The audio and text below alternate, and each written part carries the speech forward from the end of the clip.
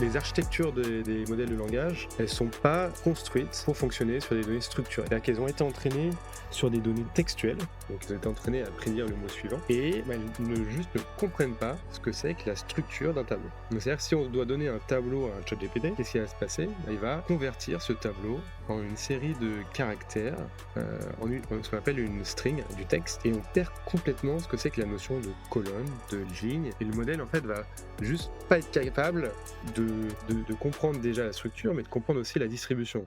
Bonjour à tous et bienvenue dans AI Experience, le podcast qui démystifie l'intelligence artificielle. Je m'appelle Julien Redelsperger et nous allons découvrir comment l'IA est en train de changer le monde. Et pour cela, j'ai le plaisir d'être accompagné par Alexandre Pasquiou, qui est docteur en IA et fondateur d'une startup qui s'appelle Neuralk AI. Aujourd'hui, nous allons parler d'IA tabulaire. Ça vous paraît obscur? Pas d'inquiétude, on va prendre le temps d'expliquer et de démocratiser le concept. Parce que j'avoue que quand Alexandre m'a contacté il y a quelques semaines, j'étais un peu dans le brouillard sur le sujet. Alors, avec ce sujet, justement, on va parler du réacteur nucléaire des entreprises.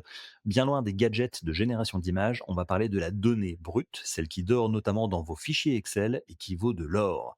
Bonjour Alexandre, merci de participer à cet épisode d'AI Experience. Comment vas-tu? Bonjour Julien, ravi d'être présent. Écoute, tout va très bien. Bah écoute, merci de nous éduquer un peu à propos de l'IA tabulaire, mais juste avant, j'aime bien en savoir un peu plus moi sur mes invités avant qu'on plonge dans le grand bain de l'IA ensemble. Alexandre, tu as quel âge? Tu viens d'où? Et ils faisaient quoi tes parents? Écoute, j'ai 31 ans, je viens de la région parisienne. J'ai grandi, je fais mes études et je travaille à Paris. J'ai pas trop bougé.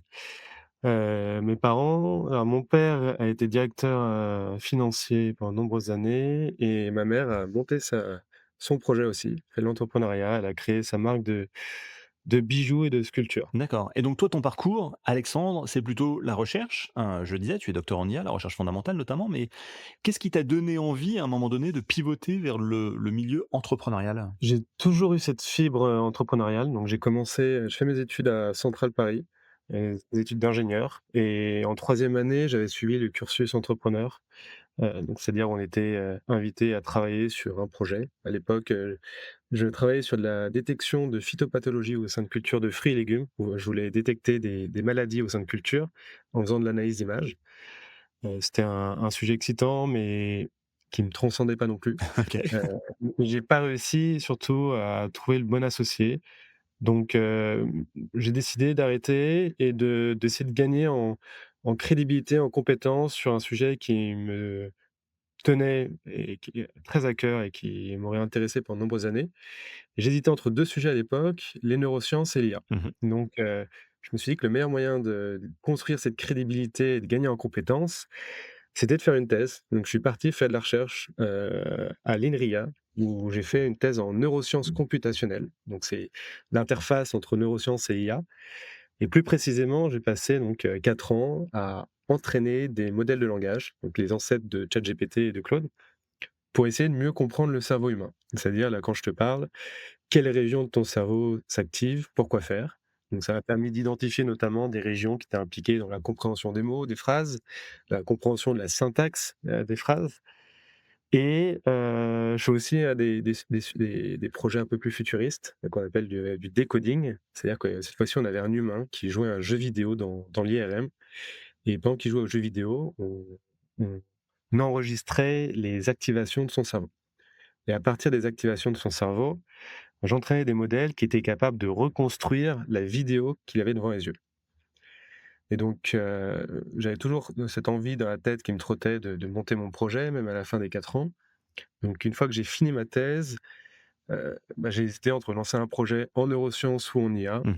Les neurosciences, je considérais qu'il était trop tôt. Il y a encore besoin, je dirais, d'une révolution technologique, sur les méthodes d'acquisition. Aujourd'hui, une IRM ou une MEG, ça prend la taille d'une pièce entière. Donc c'est un peu l'équivalent de l'ordinateur dans les années, 50-60. Alors que l'IA était en plein boom, il y avait ChatGPT qui commençait à exploser. Donc je me suis dit: «C'est le moment». Faut utiliser toutes les connaissances que tu as acquises pendant ces années pour, monter ton projet en IA. D'accord. Et et donc j'ai utilisé toutes les connaissances que j'avais, sur les LLM pour essayer de translater la techno qu'il y a derrière les LLM qui s'appelle Transformers au tableau de données. C'est à partir d'observations que ces modèles d'IA, les LLM, étaient très mauvais sur des données numériques, donc des nombres, ou sur des données, structurées, donc des tableaux de données. Il faut penser à un Excel, un enfin un tableau avec des lignes et des colonnes. Et donc j'ai voulu, appliquer la révolution des transformers à ces tableaux de données qui sont la donnée cœur critique, vitale des entreprises, quelle que soit l'industrie. Alors justement, toi, je le disais, hein, tu es donc docteur en IA, tu es diplômé de Centrale Paris, tu t'intéresses à l'IA depuis longtemps. Quand tu vois sur LinkedIn ou ailleurs des gens qui se disent experts en IA, qui vendent des prompts ou des formations ou des guides en ligne pour ChatGPT, pour Claude, pour Gemini, ça doit bien te faire sourire, non? Quelle est ta vision sur ce qui se passe en ce moment avec l'IA? Bah, ça fait sourire au début et après ça fait pas pleurer, mais disons que ça crée un énorme bruit dans la communauté. C'est-à-dire qu'on Mmh. entend des experts, des maîtres du prompt, dans tous les côtés et derrière pour les vrais projets IA, ceux qui font de la deep tech avec de la recherche et qui ont une vraie crédibilité, ça devient tout de suite, beaucoup plus dur de sortir de ce brouhaha ambiant et donc il y a, disons que ça à la fois, ça permet d'éduquer, je dirais, l'écosystème. Donc il y a de plus en plus de monde qui va comprendre, qu'est-ce qui se passe, que c'est qu'un LLM, comment que c'est qu'un prompt, comment les utiliser, pourquoi.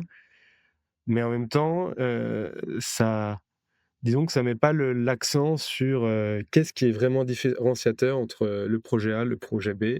Qu'est-ce qui a vraiment un impact? Et donc ça rend un peu plus compliqué tout ce qui est, marketing. Non, bien sûr, c'est sûr. Alors on va justement entrer dans ton sujet, hein, qui est celui de l'IA tabulaire. Pour faire simple, c'est quoi l'IA tabulaire? Est-ce que tu es capable d'expliquer le concept à mon fils de 10 ans? Ouh là! Alors, je commencerai par dire, imagine, une grille. Mmh. Chaque grille, tu as des petits carrés et si tu prends une ligne de petits carrés, on va dire que cette ligne, elle va représenter un individu, par exemple toi. Chaque carré va représenter un un trait, un attribut. Donc ça peut être on va mettre par exemple dans ce premier carré, ton prénom, dans le deuxième ton nom, dans le troisième ton âge, quatrième ta taille, puis ta couleur de tes cheveux, combien d'heures tu as travaillé tous les soirs, et cetera, et cetera. Et l'ensemble de ces informations vont te représenter, vont te définir. Et sur la ligne suivante, on va faire la même chose avec ton camarade de classe, la ligne d'après, encore, et cetera. Et nous, ce qu'on développe chez Neuralk, cette IA tabulaire, elle va utiliser les informations sur chacun de tes camarades de classe et sur toi-même, et elle va être capable de faire des prédictions. Par exemple, elle peut prédire la note que tu auras au prochain devoir. Elle peut prédire, si tu es un élève studieux ou un élève pas studieux. Et donc, c'est-à-dire qu'à partir d'un ensemble d'observations, on va prédire, une certaine variable, une certaine cible. Et ça, on peut appliquer ça sur n'importe quel type de problème. Là, je l'ai appliqué sur, les notes et à quel point tu étais studieux. On pourrait appliquer ça dans le secteur médical, prendre en compte l'ensemble des observations liées à des prises de sang, à des tests médicaux, à ce qu'a dit le docteur et prédire, s'il y a un risque que tu aies telle ou telle maladie. En finance, pour prédire, par exemple, si, Heu, tes parents ou sur les transactions qui ont lieu sur le compte en banque de tes parents, ont été effectuées par tes parents ou pas. Donc ça veut dire que l'IA tabulaire, en fait, c'est une manière d'utiliser une forme d'intelligence artificielle pour faire des prédictions à partir de données brutes, de données structurées dans des tableaux avec des colonnes et des lignes, hein? Exactement. Nos modèles d'IA utilisent des données tabulaires, donc des tableaux avec des lignes, des colonnes, et vont être capables de faire des prédictions pour chacune de ces lignes à partir, des informations qui sont disponibles. Et donc quel que soit le dataset, le modèle n'aura pas besoin de se réentraîner.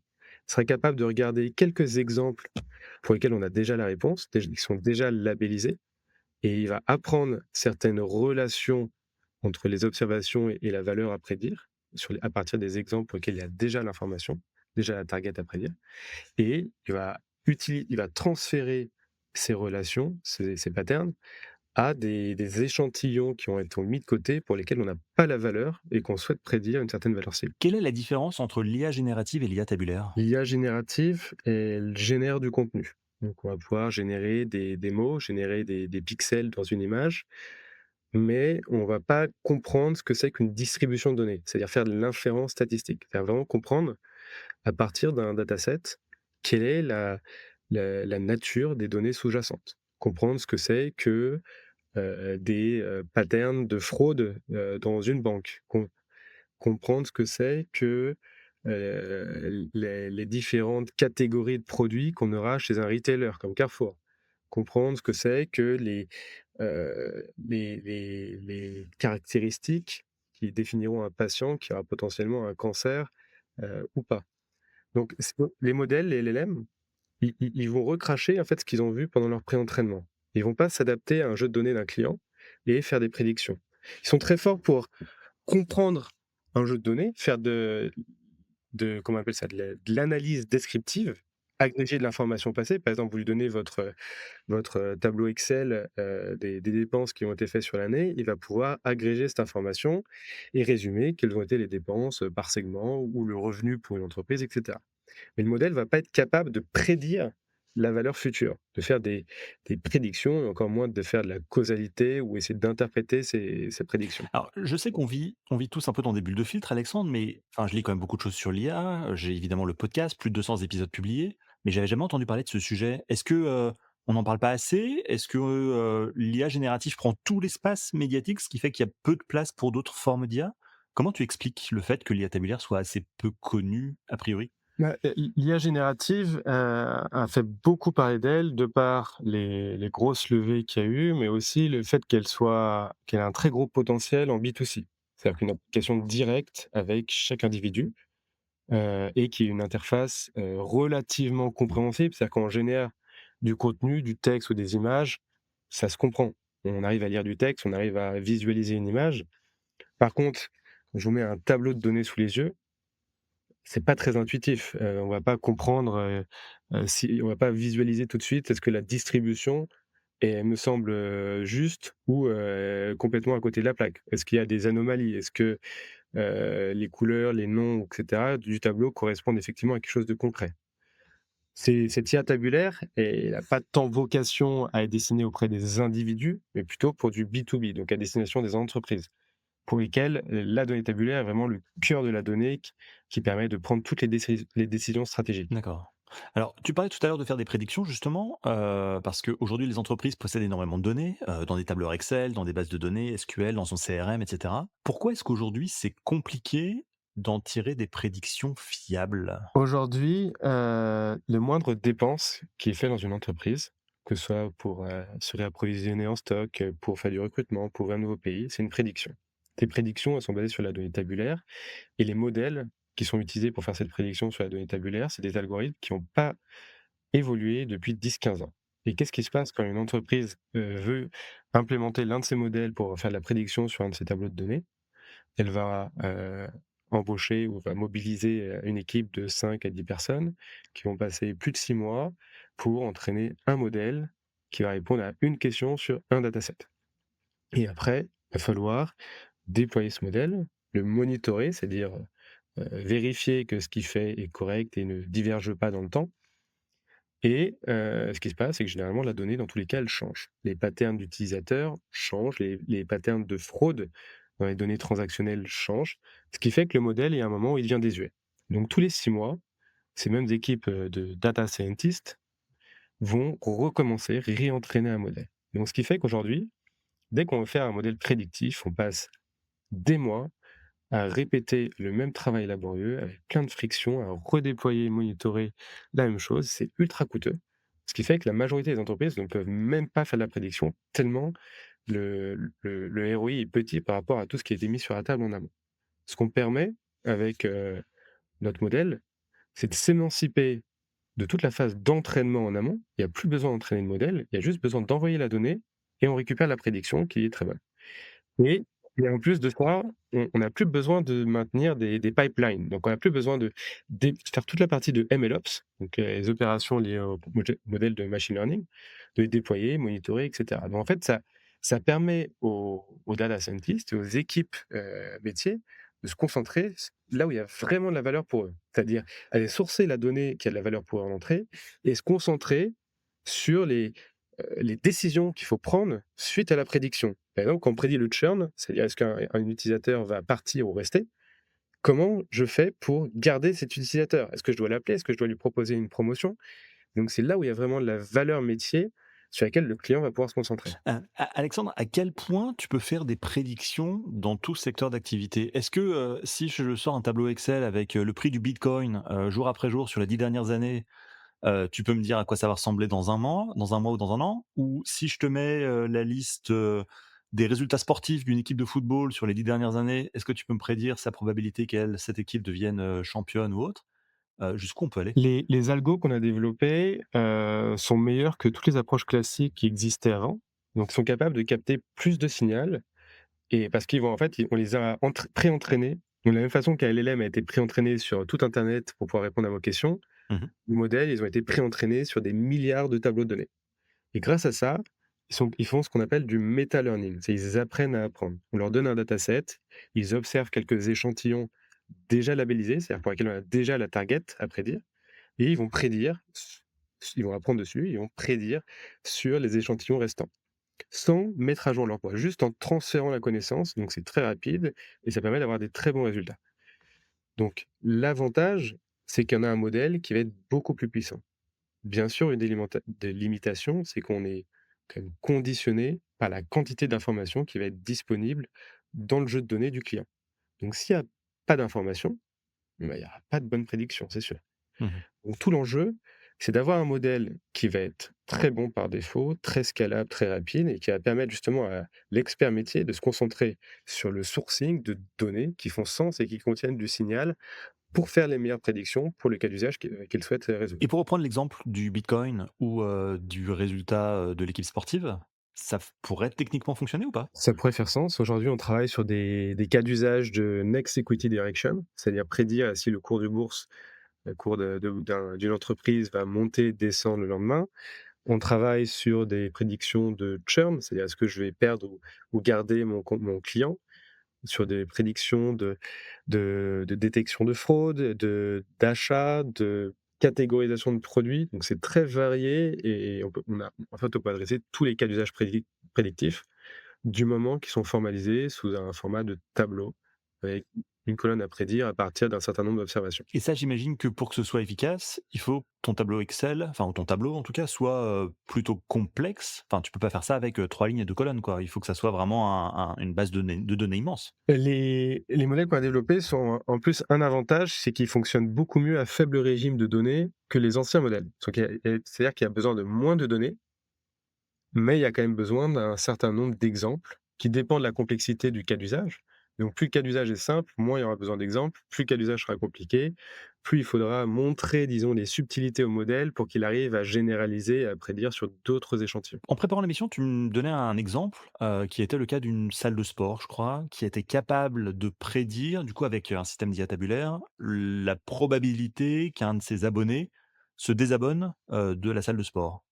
Tu peux juste expliquer un peu comment ça fonctionne? Une salle de sport va essayer d'optimiser sa base de clients, d'essayer de les garder au maximum et potentiellement de leur proposer des offres ou des accompagnements pour essayer d'éviter de les perdre lorsque ceux-ci souhaitent, potentiellement changer pour une autre, salle. Ils recueillent un certain nombre d'informations sur leur base de clients, notamment, bah, des informations, démographiques, des informations sur le client, informations personnelles, mais aussi des informations d'interaction, c'est-à-dire, quand est-ce qu'ils sont venus à la salle, combien de fois? Hem et grâce à ces informations-là, on va être capable de faire des prédictions sur, bah, quelle est la probabilité que ce user revienne sur une certaine période de temps. Donc ce qu'on a montré, c'est que notre modèle était 20 plus précis que les modèles qui étaient utilisés par, la salle de sport auparavant. C'est-à-dire que, prenons un exemple, si la salle prédisait, avec 50 de précision le churn, de ses clients, c'est-à-dire qu'une chance sur 2 ils avaient bon ou ils avaient faux. Nous, on arrivait à 70 et donc c'est-à-dire que 7 fois sur 10, on arrivait à bien prédire que le client allait churner ou pas. Et comment tu fais ça? Est-ce que tu te bases sur davantage de données ou est-ce que les données sont plus précises? Enfin, comment est-ce que, un modèle d'IA peut dire que, monsieur Dupont, qui vient à la salle 2 fois par semaine depuis 5 ans, va rester ou partir? Non, notre modèle utilise la même donnée que les modèles, classiques, sauf qu'il va être capable de mieux extraire le signal. En fait, il va mieux comprendre toutes les relations statistiques qui lient les colonnes et les lignes. et grâce à ça, il va pouvoir faire une prédiction de meilleure qualité. Tu peux donner un autre, exemple, de cas vraiment un cas d'usage très concret sur l'IA tabulaire, pour résoudre un problème spécifique? Oui, l'exemple que je prenais tout à l'heure, c'est de prédire, la direction que va prendre le cours de bourse d'une entreprise. OK. Donc c'est-à-dire qu'on observe, quels ont été les retours sur investissement sur, on va dire, 3 semaines, 20 jours Mmh. avant la date actuelle. On va regarder les cours de bourse d'un tout un ensemble d'entreprises, peuvent être du même industrie ou non. Et l'idée, c'est ce que font les hedge funds quantitatifs, et l'idée, c'est de prédire: «OK, est-ce que demain, ce cours de bourse risque de monter, descendre?» pour que derrière, ce hedge fund puisse, soit vendre, soit acheter des actions pour maximiser ses bénéfices. Grâce à notre modèle, on montre qu'on arrive à capter du signal que certains de leurs modèles n'étaient pas capables de capter. Et donc, théoriquement, optimiser les gains, sur leurs intérêts sur le long Et terme. ces signaux dont tu parles là, c'est quoi? C'est des données, qui viennent de données, de sites tiers ou d'informations, confidentielles? Non, non, le modèle va utiliser exactement les données que lui donne l'utilisateur. C'est-à-dire que nous, D'accord. on se base sur la donnée utilisateur et on a développé un modèle qui va être plus puissant. Il faut un exemple concret, c'est comme si je te disais, on a développé la version de Claude aujourd'hui pour répondre à tes questions et qu'on se comparait à la version de Claude d'il y a 3 ans. Mmh. C'est le même modèle, tu lui donnes le même prompt, enfin même, théoriquement heu, c'est 2 modèles d'IA, tu lui donnes le même prompt et pourtant il y en a un qui est bien meilleur que Est-ce l'autre. que tu connais, le site web, Polymarket? C'est un site, alors très connu en Amérique du Nord, un peu moins en Europe, qui permet de faire des paris justement, sur un peu tout et rien et qui a été, à la fois critiqué et à la fois qui est rentré dans l'actu ces dernières années, ces derniers mois, parce que, il y avait des, potentiellement des délits d'initiés ou des gens qui avaient des informations très confidentielles, pariaient des grosses sommes sur des faits d'actualité type, l'engagement américain en Iran, au Venezuela, et cetera. Et je me demandais, si tu veux, à quel point ce système d'IA tabulaire, pouvait s'intégrer avec ce système de paris, que ce soit, comme Polymarket ou alors au contraire des, paris sportifs, paris hippiques, et cetera? Ça pourrait être ultra intéressant. La différence, avec les cas d'usage entreprise, c'est que nous, on se base sur la donnée client. Donc on a accès à la donnée tabulaire pour faire la prédiction et en l'occurrence, dans ce cas-là, on n'a pas accès on a accès à des time series, c'est-à-dire à comment ont évolué, les cours, heu, ou les probabilités des différents events sur lesquels on peut parier. On n'a pas accès, disons, à des variables, des observations qui permettent d'expliquer pourquoi ça varie. Ce qui veut dire que pour chaque problème, on devrait aller chercher de l'information externe qui serait utilisée, pour prédire justement lequel des événements est le plus probable. D'accord. Et quand on fait justement un peu d'analyse statistique avec des tableaux ou des chiffres, pourquoi est-ce que finalement ChatGPT, Gemini, Claude ou Mistral sont pas toujours très forts, quand il s'agit justement de comprendre et d'analyser ces données structurées? C'est structurel, justement. C'est-à-dire que les architectures des modèles de langage, elles sont pas, construites pour fonctionner sur des données structurées. C'est-à-dire qu'elles ont été entraînées sur des données textuelles, donc elles ont été entraînées à prédire le mot suivant et bah, elles ne comprennent pas ce que c'est que la structure d'un tableau. Donc c'est-à-dire que si on doit donner un tableau à un ChatGPT, qu'est-ce qui va se passer? Bah, il va convertir ce tableau en une série de caractères, ce qu'on appelle une string, du texte et on perd complètement ce que c'est que la notion de colonne, de ligne et le modèle, en fait, va juste pas être capable de comprendre déjà la structure, mais de comprendre aussi la distribution. C'est-à-dire, il va pas être capable de comprendre, bah, qu'est-ce que ça veut dire qu'on ait tel ensemble de valeurs et que ça puisse varier, en fait, d'un client à un autre, d'un cas d'usage à un autre. Il va essayer de mapper ça, enfin de faire un lien avec la donnée que lui a vue dans son, pré-entraînement. D'accord, donc en fait la relation entre colonnes, lignes, entre 2 colonnes entre elles, et cetera, ça, les modèles de langage sont pas capables de comprendre? Ils ont du mal, exactement et ils ont du mal aussi à comprendre ce que c'est que ce que sont les nombres. C'est-à-dire ils vont pas avoir cette capacité à représenter n'importe quel nombre et ils vont les splitter, les diviser en chiffres pour pouvoir les analyser. Et ce qui casse en fait totalement la logique prédictive, et cette compréhension statistique, des tableaux. Quels sont les secteurs d'activité qui vont adopter justement ces modèles tabulaires, le plus vite et pour en faire quoi? Alors on a donné l'exemple de la salle de sport, du monde de la finance, tu parlais un peu du domaine de la médecine. Est-ce que c'est vraiment ces 3 domaines-là qui sont les plus impactés? Le disons que les 1 seront toujours, la finance parce qu'il y a un impact direct. Ça détecter enfin, mieux prédire le cours de bourse, mieux prédire la fraude, c'est un impact, qui est massif, jusqu'à plusieurs milliards, Mmh. ou dizaines de centaines de milliards par année pour certains. Heu, on va retrouver pas mal de cas d'usage dans les labos pharmaceutiques, dans tout ce qui est, oil and gas, donc typiquement TotalEnergies, EDF, pour faire de la prédiction, pareil, soit sur des bases clients, soit sur des données, comment dire? De forage ou autre.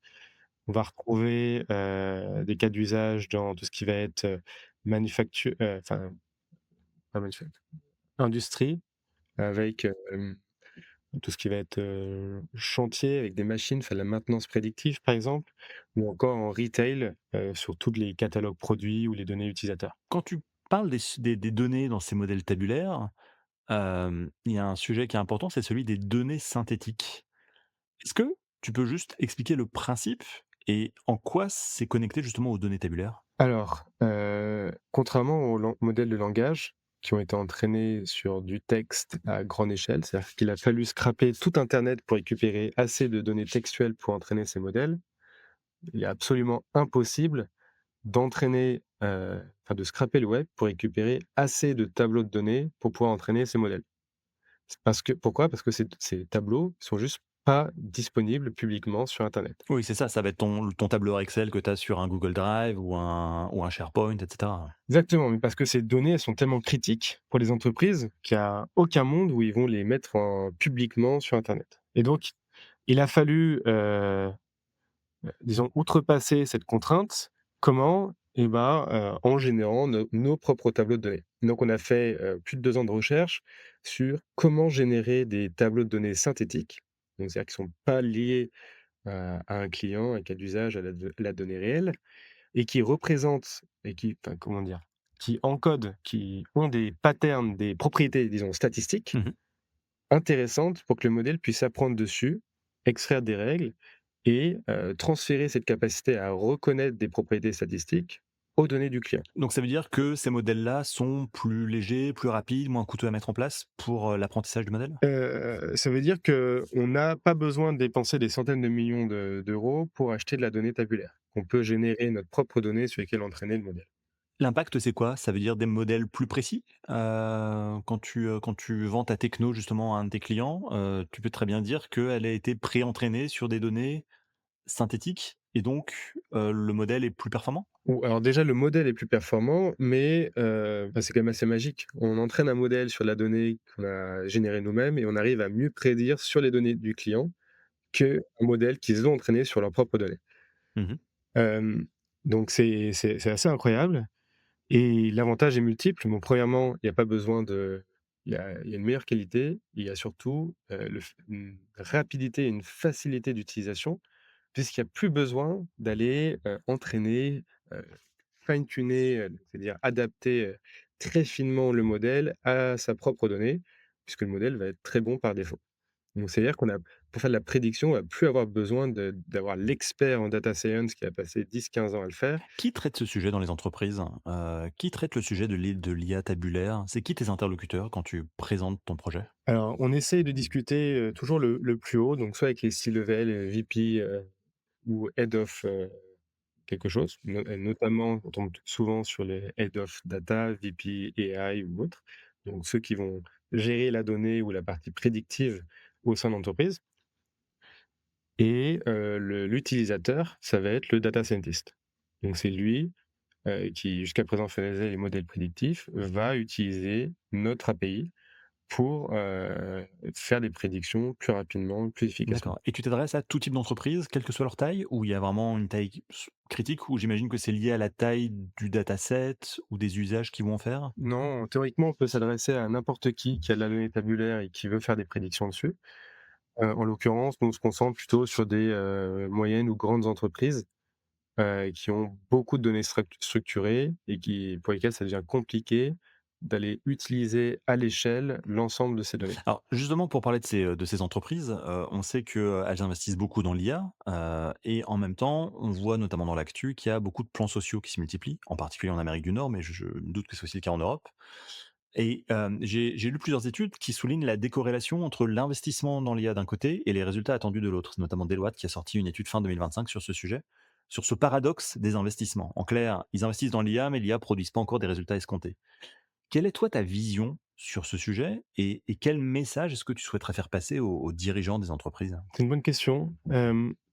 Pour moi, l'IA, alors tout dépend de l'IA. L'IA générative, c'est un accélérateur, c'est-à-dire que ça permet de gagner en productivité, sur tout un ensemble de tâches. Ça permet d'aller, générer du contenu, beaucoup plus facilement. Ça permet d'orchestrer un certain nombre de tâches. L'IA prédictive, ça va permettre à la fois d'accélérer une certaine typologie d'acteurs qui sont les data scientists. À long terme, ça va permettre d'alimenter un certain nombre de solutions qui vont pouvoir aider les décisionnaires pour prendre des décisions se basant sur leurs données structurées. C'est-à-dire le CEO, par exemple, on va l'aider à répondre à des questions du type: Mmh. «Est-ce que je dois ouvrir des bureaux dans ce nouveau pays? Est-ce que je dois augmenter, ou acheter un nouvel entrepôt pour, gérer mes stocks?» Tout ça parce qu'on va aller prédire, les ventes, prédire les revenus, prédire, le churn, et que ces informations-là vont pouvoir être mélangées, agrégées pour, l'aider dans sa prise de décision. Et donc, pour revenir à ta question, Il y a beaucoup d'investissements sur l'IA, mais il y a pas toujours les résultats, c'est ça que je veux dire. ouais, les LLM, il y a eu énormément d'investissements, et le problème, c'est que ça a commencé par un outil de recherche. C'est-à-dire qu'ils ont développé ces modèles sans savoir à quoi ils allaient servir au début, et que la question de l'application s'est posée a posteriori. Nous, on a construit nos modèles dès le début avec des partenaires, dans le retail, dans les télécommunications, dans l'énergie. Ce qui nous a permis dès le début d'essayer de comprendre quels étaient les problèmes de ces entreprises et comment on pouvait construire notre modèle pour y répondre. Donc ça permet d'aller directement targeter cibler les les douleurs, les points de friction qu'on va retrouver au sein de l'entreprise et qui sont centrés autour de l'utilisation de la donnée à des fins prédictives. Et donc la valeur est directe. Ouais, quand tu vends ta solution, est-ce que tu t'engages sur, des prédictions, qui sont statistiquement fiables, un minimum? Est-ce que tu t'engages sur parce que 50 c'est pas de la prédiction, tu lances une pièce en l'air et c'est un coup face, un coup pile. Est-ce que tu t'engages sur un minimum de 90-95-98 de taux de réussite sur les prédictions? Alors on peut pas s'engager, comme ça sur une accuracy, pour un client donné, que ça dépend de la donnée qu'il a en entrée. Et donc ça se trouve, il y a même pas assez de signal pour, avoir, 53 de précision. Typiquement, pour les hedge funds, il y a très, très peu de signal dans leurs données en entrée. Et donc les hedge funds, quand ils prédisent le cours, d'une action, généralement, ils vont être autour de 51-52 de précision, là où le niveau du bruit, c'est 50. Donc la pièce qu'on tire, ça va monter. Ouais, tu un tout petit peu plus que le hasard, quoi. Voilà, un tout petit peu plus, sauf qu'à l'échelle, sur, 1 année ou des mois, sur, des plusieurs, dizaines, voire centaines de stocks, Mmh. ça commence à faire la différence. Et donc tout dépend du problème et du cas d'usage. Nous, ce qu'on promet, c'est que nos modèles vont offrir une meilleure performance que ce qu'ils ont, avec des économies d'échelle dues à ne plus avoir à entraîner le modèle, ne plus avoir à déployer et à maintenir ces modèles, et juste du temps humain qui va être réinvesti autour de ces pipelines prédictives, donc sur l'utilisation des prédictions, et en amont sur le sourcing, l'identification de données qui sont à forte valeur ajoutée et qui contiennent du signal pour améliorer ces On prédictions. parle beaucoup de la révolution d'IA en ce moment, évidemment, et sans doute à juste titre. Qu'est-ce que, selon toi, ça va vraiment changer dans notre quotidien, dans le quotidien des entreprises? À quel point est-ce que tu vois une métamorphose, dans le monde du B2B? Alors je pense que l'IA nous a montré qu'il était très dur de prédire comment le monde allait évoluer sur, ne serait-ce qu'1 an, plus tard. On a vu quand même sur les 6 derniers mois des progrès assez, incroyables d'agents comme Claude Code en particulier. La plupart des développeurs aujourd'hui, ils n'écrivent plus leur code. Donc ils interagissent en langage naturel avec, Claude Code, qui va générer l'ensemble du code. C'est un paradigme qui a changé. C'est rigolo quand même de se dire que les premiers à avoir été remplacés sont ceux qui ont créé le modèle et ça entraîne quand même des changements. Je dirais pas qu'il faut tout de suite avoir cette vision un peu, post-apocalyptique dans lequel, tout le monde va se retrouver au chômage à cause de l'IA. Je pense que ce qui va se passer, c'est qu'il y aura juste un shift, un décalage, modification des rôles de chacun pour justement tirer parti au mieux de ces outils et que disons que la plus grosse valeur ajoutée de l'humain se jouera sur, la connaissance, métier, les petits détails qui font qu'on sait là où il y a de la friction, là où il y en a pas, là où il y a de la valeur, sur tout ce qui gravite autour de tous les process qui peuvent être automatisés. Qu'est-ce que tu fais toi pour te protéger justement des évolutions de l'IA? Aujourd'hui, tu l'as expliqué, les LLM sont pas très bons pour les données tabulaires. Enfin demain, dans 1 an, dans 18 mois, rien ne dit que, ils vont pas sortir un modèle qui sera capable de les lire. Comment tu vois les choses? Alors, les LLM peuvent lire les données tabulaires. Par contre, ils ne peuvent pas faire de l'inférence statistique, c'est-à-dire faire des prédictions. Alors oui, peut-être, dans 2 ans, un Google qui investit des milliards et qui met une partie de ses équipes pourra, développer le même genre de modèle que nous. Heu, la la différence se joue sur plusieurs plans. Donc déjà, l'avance que nous, on peut construire d'un point de vue recherche en avançant à la fois sur, sur la construction, le développement de nos modèles, faire en sorte que les autres aient toujours, plusieurs années de retard et surtout, du point de vue productisation. C'est-à-dire qu'un modèle, on a beau avoir le meilleur modèle, si derrière il n'est pas construit pour répondre à un vrai problème avec des utilisateurs derrière, bah, ça sert à rien. Et donc il y a un énorme travail à faire sur comprendre, en fait, comment le modèle peut être utilisé, à quels besoins il répond et faire en sorte de créer une expérience utilisateur qui soit la plus, agréable et la plus utile possible. D'accord. Pas d'inquiétude de ton côté pour l'instant en tout cas. Non. Parfait. Merci beaucoup Alexandre. Alors on arrive bientôt à la fin de notre épisode. Avant de conclure, je te propose de faire un petit exercice très concret. Si nos auditeurs ne devaient retenir que 3 choses de notre échange, qu'est-ce que ce serait? Du concret, hein, pas de théorie, pas d'autopromo, des idées clés, des conseils pratiques, des décisions à prendre. Bref, ce qui peut changer concrètement leur manière de travailler, de décider ou d'aborder l'IA. 3 conseils, 3 solutions clés, je t'écoute. C'est quoi la Alors première? je pense la première c'est, le monde bouge tellement vite qu'il faut se changer avec le monde. Donc c'est-à-dire prendre en main ces outils le plus vite possible, passer du temps à essayer de les comprendre, itérer, suivre leur évolution et ça permettra de pas se retrouver complètement, en retard d'ici 2-3 ans. Le deuxième, ce serait que la plus grosse révolution au point de vue chez les entreprises, elle va se jouer non pas avec l'IA générative, mais avec l'IA prédictive, puisque la moindre décision, c'est une prédiction. Et en fait, la génération de contenu va être très utile autour de ces modèles prédictifs, mais que le cœur du réacteur, ce sera ces modèles prédictifs. Et enfin, le troisième, c'est une bonne question. Je dirais que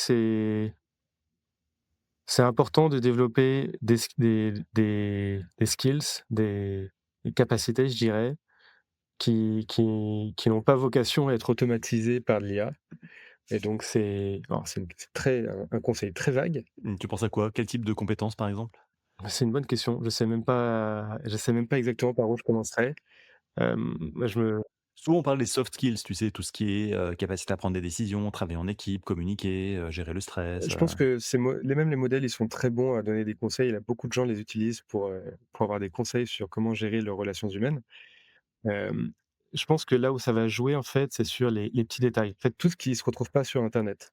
Pourquoi, Mmh. dans le cadre de l'entreprise, en fait, pourquoi, il y a tant de friction, tant de politique dans une grande entreprise? Pourquoi, en fait, quand on va essayer de vendre à tel ou tel groupe, bah, ça va pas marcher parce que à cause de tel ou tel problème? En fait, c'est tout ce qui ne s'est pas retrouvé sur internet et sur lesquels les modèles n'ont pas pu être entraînés.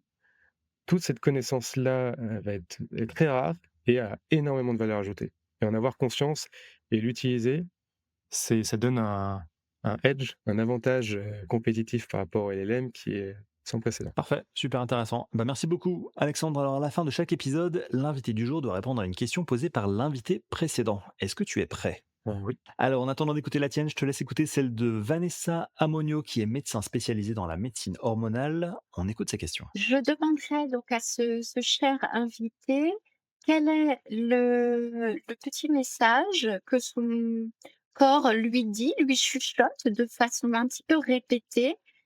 Il sait qu'il l'entend, mais il met quand même de l'énergie à le laisser de côté. Donc je l'inviterais simplement à réfléchir à quel est ce petit message et peut-être l'écouter, parce que c'est son être profond qui lui propose de suivre un chemin. D'accord. Bah, c'est un conseil, très sage et une réponse facile, c'est, prends plus de temps pour toi et dors. Dormir, parfait, c'est un bon signal. À toi à présent, Alexandre, quelle question est-ce que tu aimerais poser au prochain invité? Ce serait quelle conviction importante as-tu, abandonné ces dernières années et qu'est-ce qui t'a fait changer d'avis? Parfait. Eh ben, merci beaucoup, Alexandre. Je rappelle que tu es docteur en IA, fondateur de Neuralk AI. Merci d'avoir participé à ce podcast. Merci Julien. Si vous avez aimé cet épisode, n'oubliez pas de vous abonner à l'émission sur votre plateforme de podcast préférée. Votre soutien compte et vos commentaires peuvent aider à partager cette expérience avec d'autres. Vous pouvez aussi visiter le site web ai-experience.io pour aller plus loin. À très vite pour un nouvel épisode.